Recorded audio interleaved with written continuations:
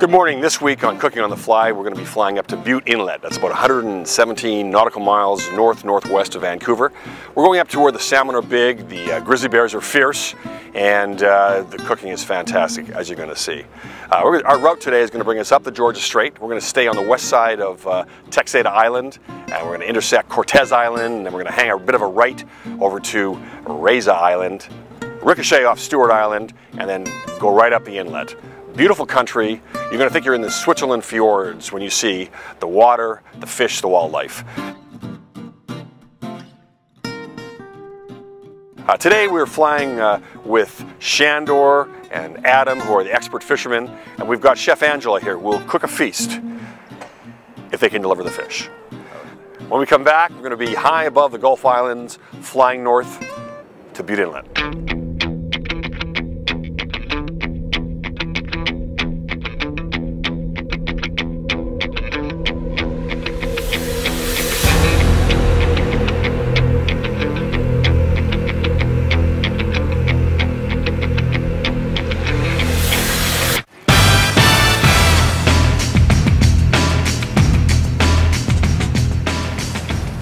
Today we got some fog and we've got some low clouds, but we're in a 1957 de Havilland Beaver, which will afford us the time and the flexibility to be able to dodge some of the fog banks and stay nice, low, and slow. It's amphibious, so I can land on the water or I can land on the land, wherever we like. So we're feeling pretty safe about that. When we come back, I think the weather's going to be a lot better. We'll be able to fly higher, and we expect to be back later this afternoon with full stomachs and a lot of great experiences.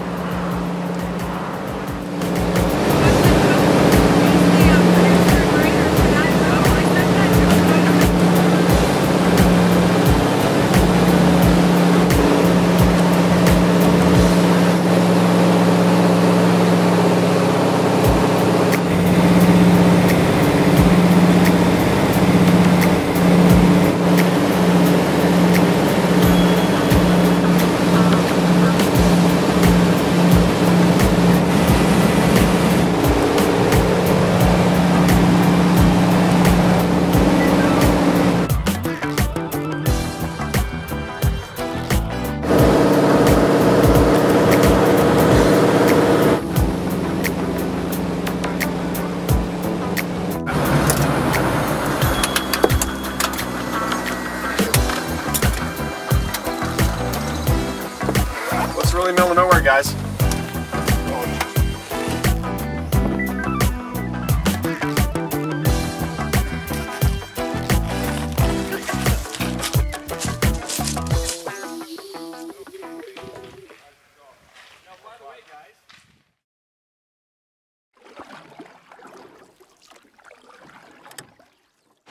We managed to get off and fly up to Butte Inlet. It's beautiful here. Blue sky. It's calm, and now the fishermen are out catching their fish. Let's hope.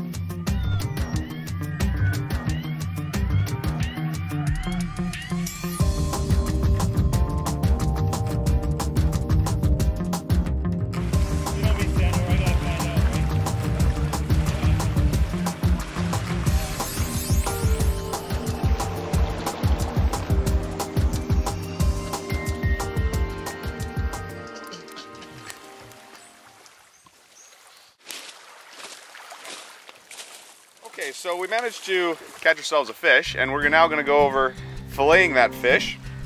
So essentially step one, obviously you got to gut the thing, right? Yep, done. And then step two is we're going to cut off the head here, and then we'll get into how to fillet down the side. Okay, now can I just stop you there for a sec? Yes, yeah. I've only ever watched people filleting a fish with a flexible knife. You know, we don't have the desired utensil. Okay. But you're able to do it with this though? well, yeah, yes. And it also fends off grizzlies really well. So like this is why I like. No, that's good to know though, because a lot of people don't have those specialty knives. So it's nice to know you can actually do it with a regular knife. Okay. You know, pocket knife? No, probably not. So yeah. you need a pretty long blade, but okay. we should be good. We should be good. Okay, so if you actually can feel the fish, there's a little plate here. Yep, I can see it. I'm just gonna cut underneath the fin. Okay. And down along that blade. Yep. So up to his head, so we save as much meat as possible. Okay. And then Down. straight down and through. Okay. And there you have it. Head off, right? Perfect. So now you have your fish here, right? Essentially, obviously you got two sides to a fish.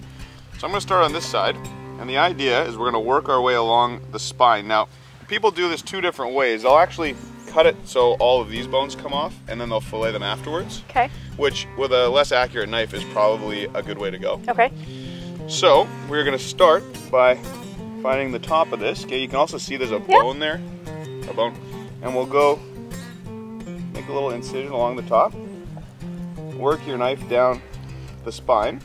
And this knife is fairly sharp, so the less strokes you take, the prettier the fillet is gonna be. Okay. Okay, so I'm gonna get in.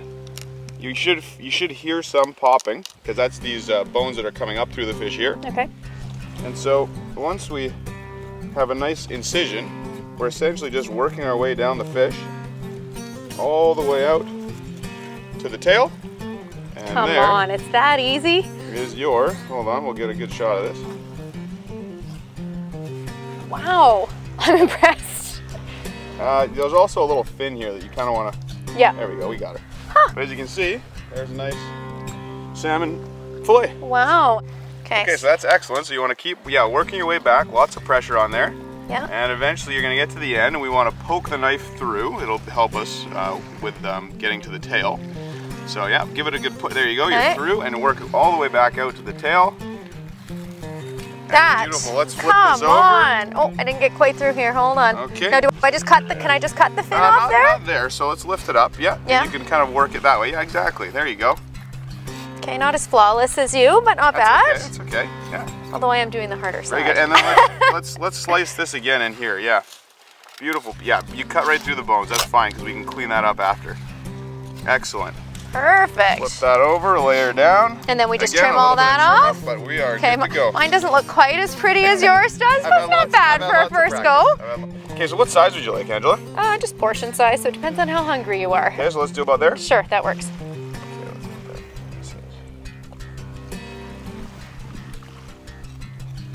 Perfect. Today, to feed 4 people in this little bag is everything I need to make my meal. So what I'm gonna pull out of here next is I've already grabbed my olive oil out, and I have some dried herbs de Provence that I've mixed with some French sea salt, so coarse salt, and some pepper, and I'm just gonna sprinkle a little on the salmon, rub it down with some olive oil, and we'll just let it sit for a little bit because these are dried herbs and it's nice to have a little moisture hit them so the essence can come out into the meat, and give it a little time to do that while we're waiting for our fire to prep. Beautiful. What else is in that bag? In this bag I have toasted hazelnuts, feta cheese, panko for our breaded panko mix. We also have brown sugar? No, it's not brown sugar. Actually, it's ground hazelnuts, and I'm going to mix with the panko. Ground hazelnuts. And that's going to make our crust for our salmon. I also have some San Marzano tomatoes for our salad. I have slivered onions. I have pancetta that I'm putting on skewers with some summer squash.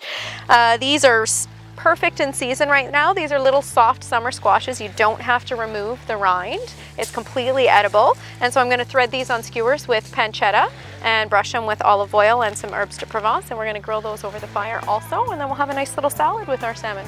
Looks amazing. Not a bad meal out in the middle of nowhere, wouldn't you say? Isn't it? Now, this preparation table, did you actually fly this in with you?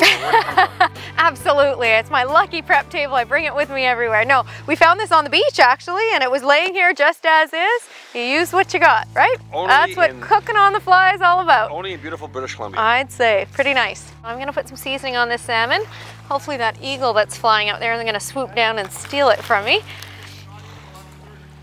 So dried spices are quite a bit more potent than fresh. So you want to be quite sparing with how much you put on. So that's good for those pieces. I'm just going to drizzle it with a little bit of olive oil. And then I'm just gonna massage it into the fish, and then we're just gonna let it sit. So I'm gonna cook them most of the way through on the skin side. Two reasons for that. I like to get the skin nice and crispy, and I also don't wanna burn the hazelnuts or the panko. We just wanna crisp it up. So a couple minutes on each side. As I'm kind of looking at the fish here, is if it moves on the pan, it's crisping up nicely. So I really could flip it at this point if I chose to do that. Again, I don't want to because I don't want to burn the panko and the hazelnuts. So what I'm looking for is the color of the fish to change about 3/4 of the way up. Once it's changed 3/4 of the way up, then I'll give it a real quick flip, and I will pop it onto a serving plate of some sort, which I'm sure we'll scrounge up off of the beach somewhere. And we'll be good to go. Our feast will be ready, and I think I beat the tie. So now it's ready to flip. The back is nice and crispy, and I can see that my oil is getting quite dark here, so we don't want to burn our food. So we're just gonna give it a flip. Looks good. I'm just gonna tip some of the grease and oil and butter that way to get on our breadcrumbs. Give it the touch test. Now I'm gonna crisp it up just a little bit on this side because it still feels a bit tender to the touch for me, but I had to flip it because campfire cooking, you have no control over the temperature, unfortunately, and it was starting to get a little too hot on that side. I didn't want to burn it, so I'll just flip it back. It had a second to cool off, and now we'll continue to cook it on the other side. Our crust is on there nicely. Give it the touch test. So it's close, but not quite ready yet. So we're just gonna let it do its thing, and it should be ready in no time. Today's wine selection, much to my chagrin, because I'm the pilot and can't drink, so I'll be having soda water. But everyone else is gonna be having Bench 1775, or is it Bench 775? I'm not sure. The I, or then one is part of the H. So it used to be called Soaring Eagle. It's from Okanagan, and it is a delicious Chardonnay. I'll have some when we're safe and sound back in Vancouver. Basically, this is our completed meal that we have here. Shandor rustled up a beautiful wooden platter for me again. All I have to do now is dress my salad.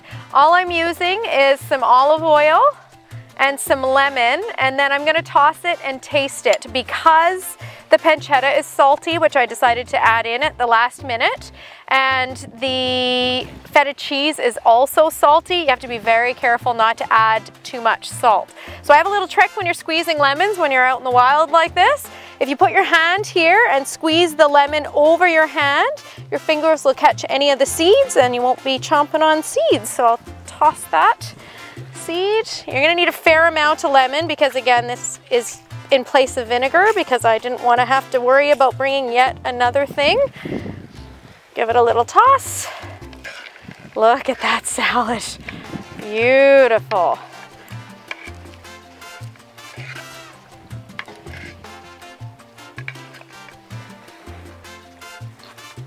Perfect. So I actually have a little bit of extra lemon, which I intended to use on the salad, but don't need it. So I'm gonna give a little squeeze over the fish. Maybe even a little bit over our squash. It just brightens the flavors a little bit. There you go. A fall meal cooking on the fly. Can I just say thank you to the pilot for getting us here safely despite the fog? And I'd like to say thank you to the chef for preparing such a beautiful feast. Thank you very much. Cheers. Cheers. Right. And the pilot's drinking Pellegrino. So I'm going to try with the salmon first. A little piece of the salmon. Oh my God. That salmon is unbelievable. The salad.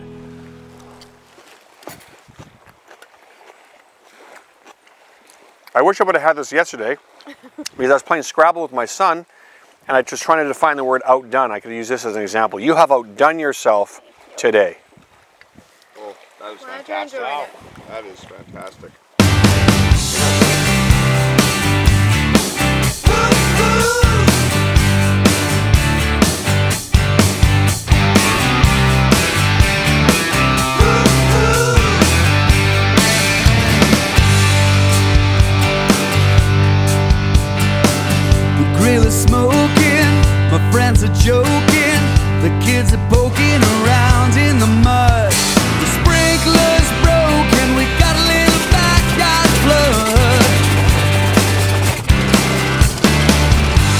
screw top wine.